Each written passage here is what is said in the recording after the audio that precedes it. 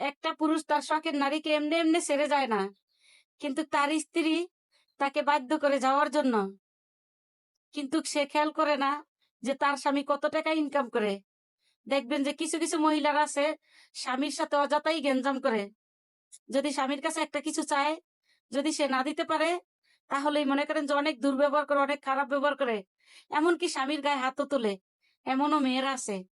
কিন্তু স্বামী এমনি এমনি চলে যেতে চায় না, স্বামীকে যাওয়ার জন্য বাধ্য করে একটা মেয়ে। এমন কিছু মেয়ে আছে মনে করেন তাদের কারণে ভালো ভালো মেয়েদেরও বদনামি হয়। কিন্তু কিছু মেয়েরা আছে স্বামীর পরিবারের লোককেও দেখতে পারে না, স্বামীকে তো নাই মনে করেন, খাইতে উঠতে হুইতে বইতে স্বামীর সাথে অশান্তি করে। তারপর ওই পুরুষ মানুষটা করে কি, যদি মনে করেন যে সহ্য করতে না পারে, দেখে যে একেবারে তিত হয়ে গেছে, তখন সে আস্তে করে সংসার সন্তান সবকিছু রেখে যেদিকে দুই চোখ যায় সেদিকে চলে যায়।